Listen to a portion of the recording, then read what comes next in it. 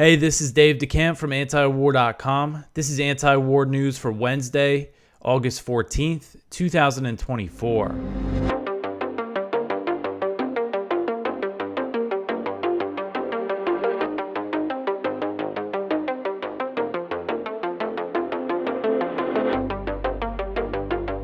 All right, the first story at the top of antiwar.com today. The U.S. approves a $20 billion arms package for Israel.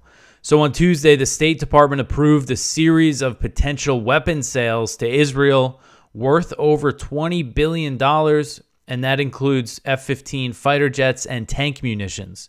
This approval comes as Israeli airstrikes continue to slaughter civilians in Gaza, and it came just hours after Israeli airstrikes killed two newborn twins in Gaza. Just another horrific killing of innocent babies, and we'll get more into that in the next story. But just I read the news about these twins being killed, and then I saw the news about the U.S. approving over $20 billion in arms sales for Israel. So they announced a total of 5 arms deals for Israel, and the biggest is for the F-15 fighter jets, 50 F-15 fighter jets, and that deal is worth $18.8 billion. Israel will also receive $102 million in advanced air-to-air missiles, about 33,120 millimeter tank cartridges worth $774 million. So that's a pretty big deal there. And also 50,000 high explosive 120 millimeter mortar rounds worth $61.1 million, and $583 million worth of medium tactical vehicles. It's unclear. So what this is the State Department essentially notifying Congress that it approved this potential weapon sale. It's one of the first stages of it is when they make these announcements. So we don't know how much of this is going to be funded by U.S. military aid. And it could end up being all of it, depending on how they disperse it. But $20 billion is a lot. And this announcement came a few days after the State Department said that it was releasing $3.5 billion in military assistance for Israel in the form of foreign military financing. And that is the program where they give foreign governments money to purchase U.S. weapons, although Israel gets a nice exception that they can also use some of the money to purchase Israeli weapons. So I think there's a chance that some of that might go toward this. We don't know exactly what the situation is yet with that. And it will take years before the F-15s are delivered. I think the first deliveries are supposed to start in 2029. And I think a lot of these weapons probably won't be delivered for a couple years. Although I saw Reuters report that the tank rounds would be almost immediately available to ship to Israel. So that could happen quickly. So this could include, weapons that are going to go right over there to fund the genocidal slaughter of Palestinians in Gaza. But either way, I mean, this is a big signal that the U.S. has got Israel's back no matter what atrocities that they commit. And this is the administration that claims it is working toward a ceasefire. I mean, how can you be working toward a ceasefire if you're going to help one side get $20 billion in weapons? So this notification begins a period where Congress could potentially block the sales, but this is expected to breeze through Congress since, unfortunately, there are a few dozen Democrats, progressive Democrats, who I think are really opposed to arming Israel. We saw some more moderate Democrats kind of get on the, start criticizing Israel recently, but it seems like in election season, nobody's going to want to really rock the boat here. And if Congress wanted to block the sale, they would need legislation. It's not like a quick, easy process. They would need the majority of Congress to be on board.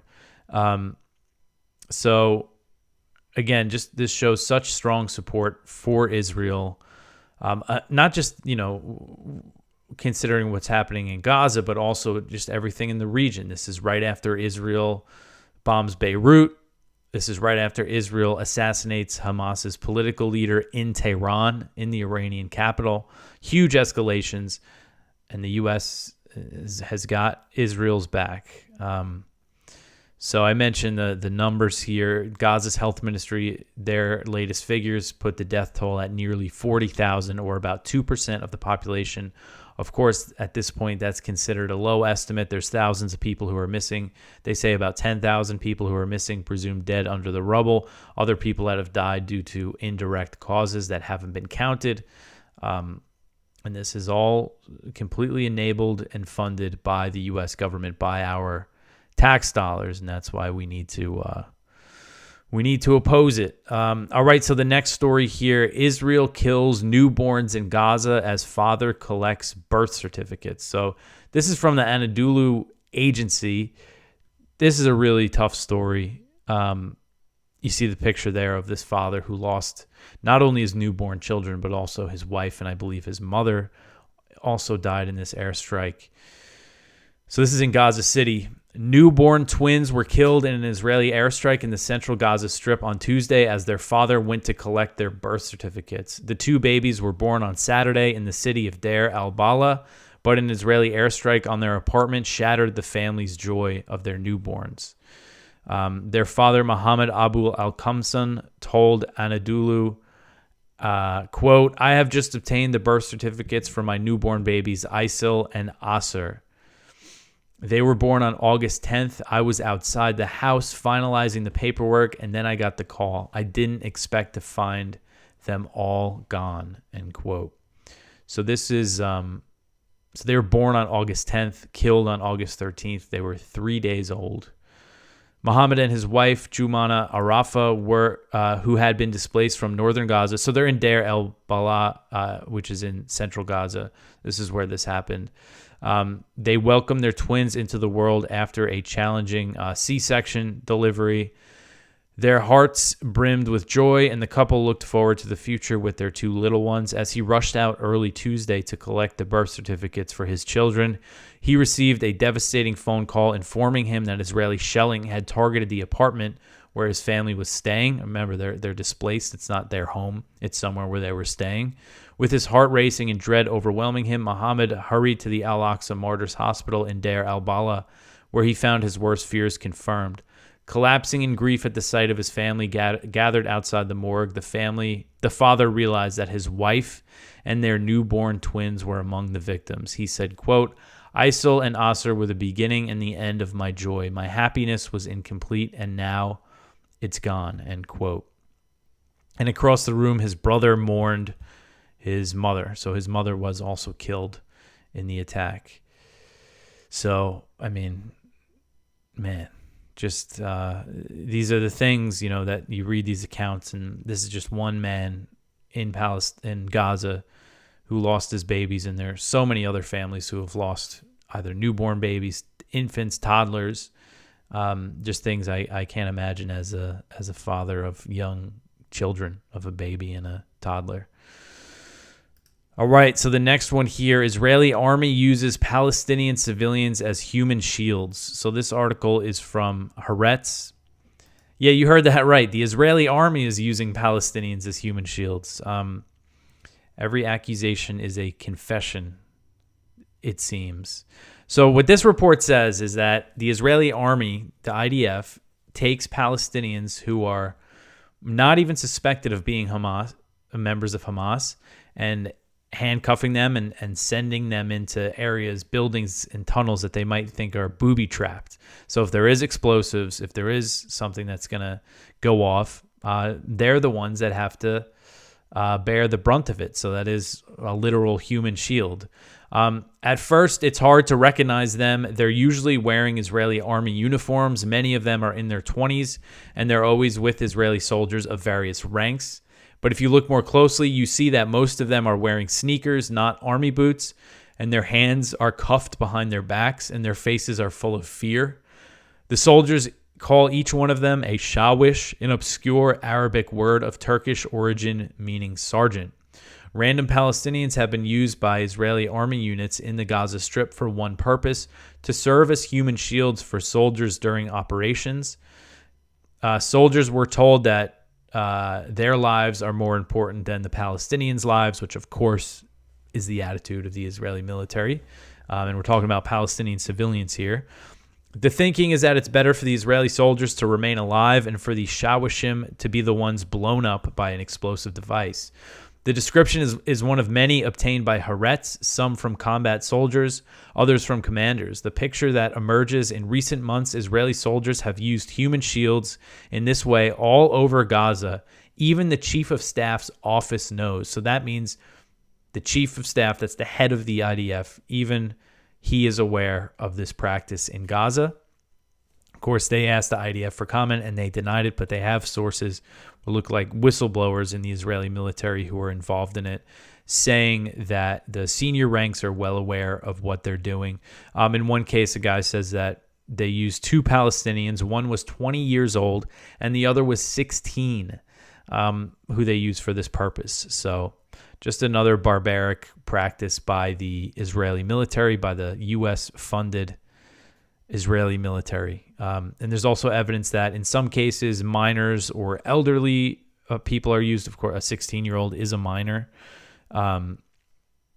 So interesting story from Haaretz here. And this is not an accusation that I've heard. And I remember like when I was in school, when I was a kid, I remember hearing about some of the things they told us about Saddam Hussein was that, he used human shields. I don't even remember what context that was in, but I remember always thinking of a human shield as like literally taking a person and like putting it in front of you as a shield.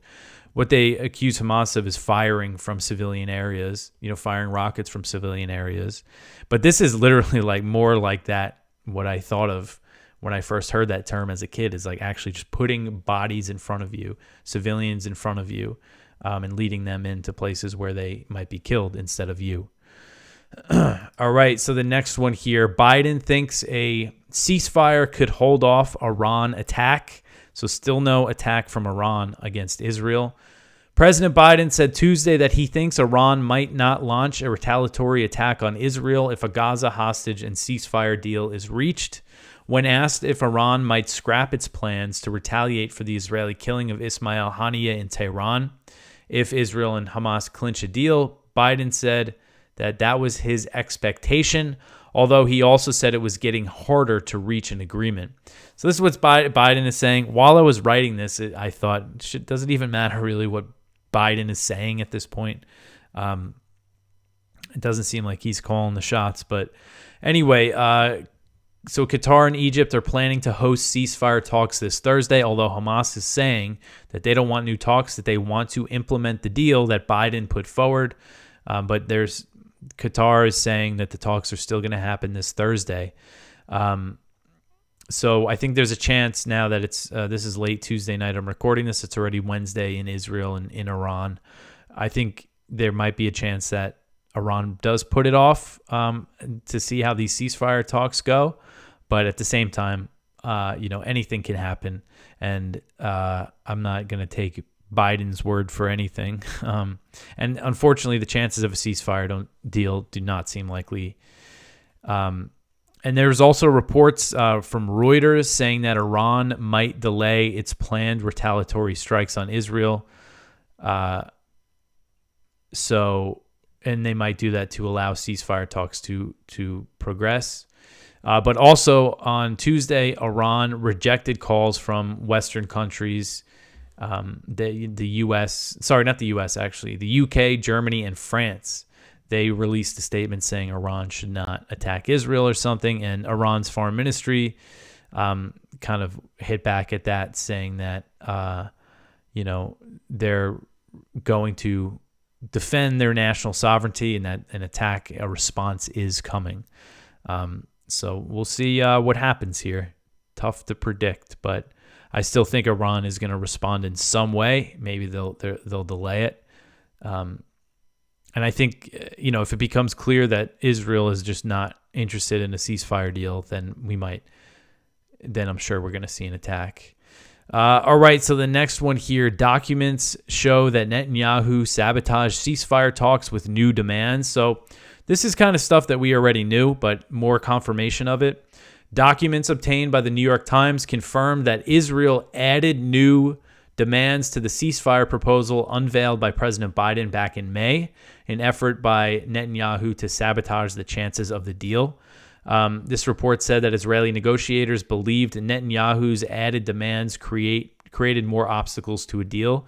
They still think that these demands are going to be a problem if ceasefire talks resume. So that is a sign that there might not be a deal. So again, this is stuff that I've kind of went over a lot. So I'll just kind of say it briefly. I mean, again, we basically knew all this just from following the news. So you had the May ceasefire proposal that President Biden unveiled. After that was put out, after Biden came out and claimed it was an Israeli proposal, and that ceasefire deal says in the second and third phase, a permanent ceasefire would be implemented that would lead to an full Israeli withdrawal and a rebuilding of the Gaza Strip. Biden comes out with that deal, and then Netanyahu makes all these statements saying that he's not going to agree to a permanent ceasefire, that he's not going to stop the war until Hamas is completely destroyed. So that led Hamas to ask for more of a commitment for a permanent ceasefire up front, for an Israeli withdrawal up front. And of course, Israel rejected that. Then they got Hamas to agree to go back to the original language, and then Netanyahu added all these demands. The big two, there's 5 total demands, but the 2 I think important ones are he's asking for a screening mechanism for Palestinians returning to northern Gaza, make sure that they're not armed, and that goes against the proposal outlined by Biden that said the Palestinians would have freedom of movement. And then the other demand is Israel maintaining control of the Gaza-Egypt border. That is not only unacceptable to Hamas, that's something Egypt also doesn't want. And Netanyahu made that demand right after Egypt agreed to build an underground wall under the border to seal up tunnels, I guess. And the U.S. said they would pay for it, of course. But right after that, Netanyahu started making this new demand. So very clear from the beginning that he was trying to sabotage this.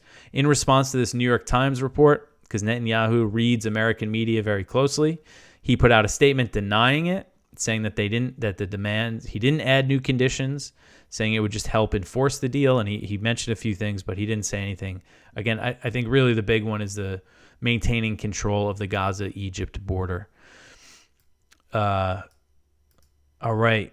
So the next one here, Ben Gvir says changing the status quo at Al-Aqsa is our policy. So on Tuesday, Israeli Minister of National Security Itamar Ben Gvir made another provocative visit to the Al-Aqsa Mosque in occupied East Jerusalem, known as the Temple Mount to the Israelis, and rejected statements from Prime Minister Benjamin Netanyahu that the status quo at the sensitive religious site hasn't changed. Under the decades-old status quo at Al-Aqsa, non-Muslims can visit the site but cannot pray there. Ben Gvir made 2 visits to the site last month and declared Jewish prayer was allowed, and both times Netanyahu quickly released a statement saying the status quo has not changed. Undeterred by what Netanyahu has been saying, Ben Gvir said on Tuesday that it was our policy to allow Jewish prayer at Al-Aqsa. He said, quote, "There is great progress here on sovereignty and rule. Images of Jews praying here, as I've said. Our policy is to allow prayer," end quote. You look at the language there saying good progress on sovereignty and rule. The thing that the Palestinians fear is that this is occupied East Jerusalem. They're worried that Israel is eventually just going to try to, annex that part of the city and where the Al-Aqsa Mosque is located. So Netanyahu's office put out a statement again rebuking Ben Gvir after he did this. It said, quote, "It is the government and the prime minister who determine policy on the Temple Mount.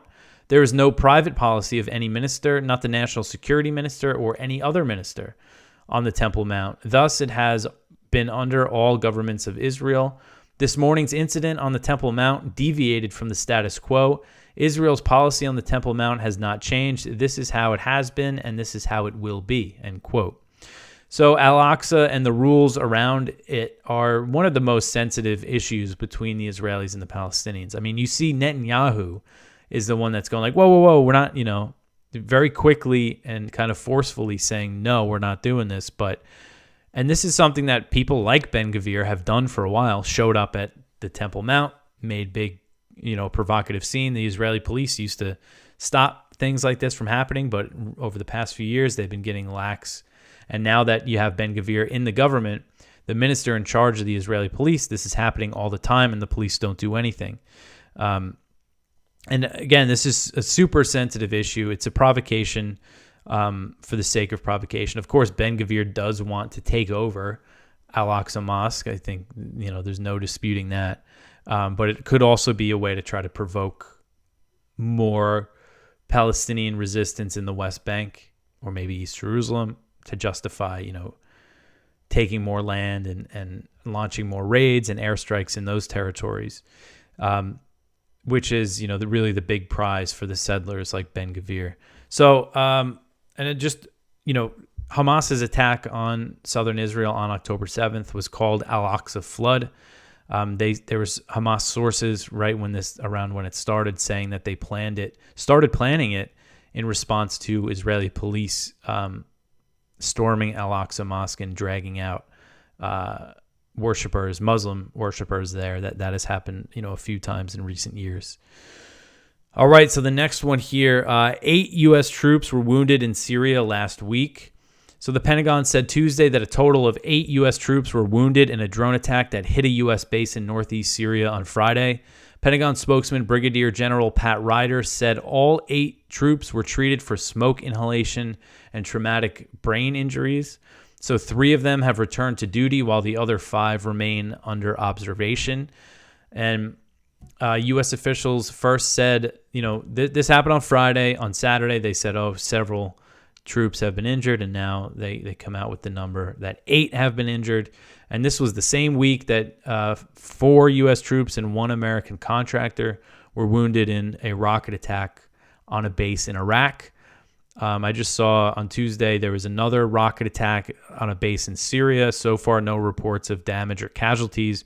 But this one initially, there was no reports of injuries or anything, the day it happened. So, the American troops here are essentially sitting ducks. And Harrison Mann, who is a former U.S. Army major who resigned from the Pentagon's Defense Intelligence Agency in May, he wrote an op-ed for The Guardian, which was published on Tuesday, talking about how these guys are sitting ducks, basically. And so he resigned from the Pentagon's Defense Intelligence Agency in May over U.S. support for the slaughter in Gaza.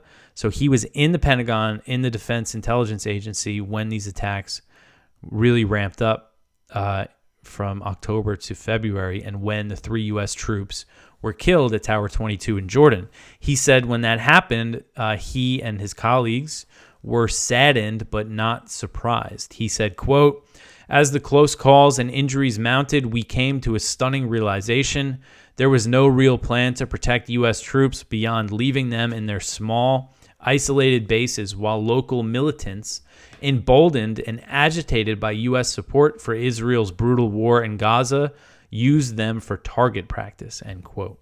So this is a guy, again, that was just in military intelligence saying that they're not protected. And if things really heat up here, we could see a lot of American casualties.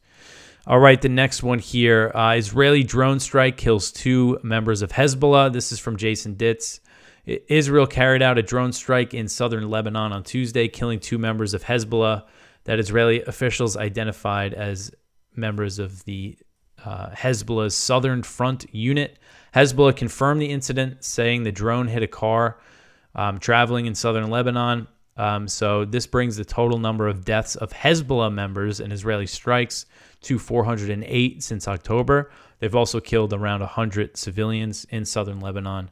And Hezbollah said earlier in the day that they launched drones against northern Israel. So the strikes across the border, airstrikes and rocket and drone attacks from Hezbollah, airstrikes from Israel, and then the drone and rocket attacks from Hezbollah continue. All right, so the next one here, NATO does not think Ukraine can hold territory in Kursk. So Bloomberg reported Tuesday that NATO countries think it's unlikely Ukraine will be able to hold territory in Russia's Kursk Oblast.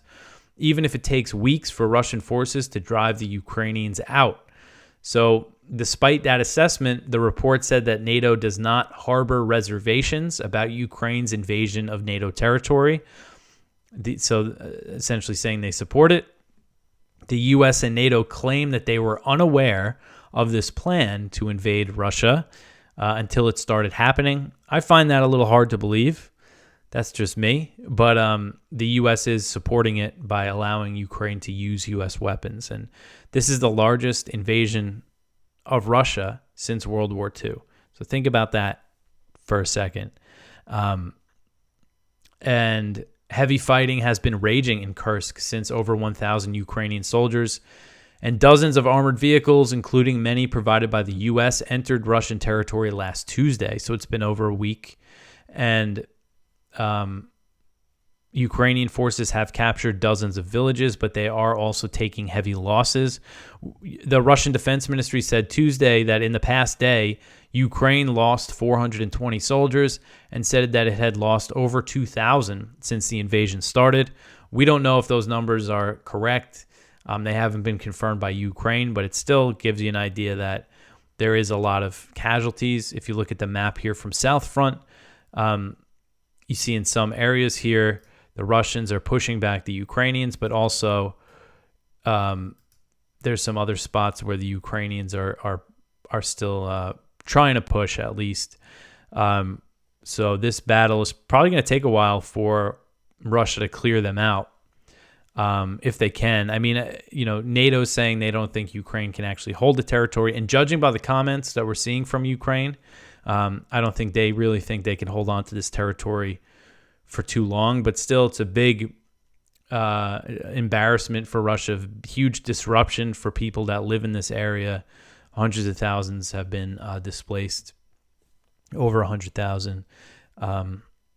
And so Ukraine's foreign ministry said on Tuesday that Ukraine was not interested in taking over Russian territory and said, quote, "The sooner Russia agrees to a just peace, the sooner the raids by the Ukrainian defense forces into Russia will stop," end quote. So it sounds like what Putin said yesterday, that this is a attempt at gaining leverage for negotiations. He also said he basically sounded like he said he wouldn't negotiate with them now.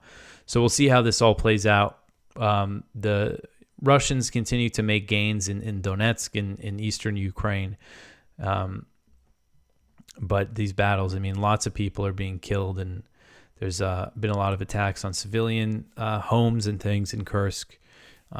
So it's just really crazy that, I mean, you think about everything that's going on in Gaza, everything that's happening in Kursk. In the U.S., it's like everything's just focused on the election, on Trump, Kamala Harris. The U.S. is backing an invasion of Ukraine right now, backing a genocide in Gaza, and it just barely seems to be on people's radar. And, I mentioned before, this $20 billion arms sale. I mean, I certainly saw a lot of people unhappy about it, but it just doesn't feel like the same amount of attention is on it as it was a few months ago. All right, so the next one here, the U.S. and South Korea to start provocative war games. Don't worry, they're still stoking tensions on the Korean Peninsula. I know we haven't talked about it in a while. This one's from Kyle Anzalone at the Libertarian Institute. The U.S. and South Korea are preparing to kick off large-scale war games later this month. The summertime joint military drills are viewed by Pyongyang as an annual rehearsal for invading North Korea. The war games, dubbed Ulchi Freedom Shield, are set to begin on August 19th and run through the end of the month. At least 19,000 Korean soldiers will participate. The Pentagon has not released the number of American troops that will be involved. The drills will include computer simulations and live fire operations. So big drills that are coming. And this means that North Korea will likely respond by firing off some missiles. Just tit-for-tat escalations. That's what these things always turn into. And so this has been going on for a while now. Since Yoon came into office, it's been over 3 years now that the U.S. has been conducting these large live fire war games on the Korean Peninsula. And they sent a nuclear armed submarine to the Korean Peninsula, which was a huge provocation. So it's just these things continue. All right, so that is it for the news for today. Go check out our viewpoints. One from Medea Benjamin. The U.S. resumes offensive weapon sales to human rights abuser Saudi Arabia. One from Ted Snyder. China's rising diplomatic power. One from Gregory Shupak. Pundits push regional escalation in wake of Israeli assassinations. One from Josiah Thayer. Yemen's inexpensive drones wreaking expensive havoc, about how the cost for the U.S., the millions, the billions now that they've spent on this war with the Houthis against these cheap drones. One from Kelly Vlahos. Why did Washington memory hole Gaza? And that's kind of getting into what I just mentioned. How there's just so much less attention on this. There's less aid getting into Gaza now than there was back in earlier the year when we saw a lot more people talking about it, when the State Department was at least pretending like they cared about it. But now it's just completely seems like it's out the window. But please go check everything out. If you want to support this show, support antiwar.com. Tell your friends, share, like, subscribe, comment. All that stuff really helps out. Follow me on X. Follow antiwar.com on X and Instagram. I will be back tomorrow with some more news. Thanks for listening.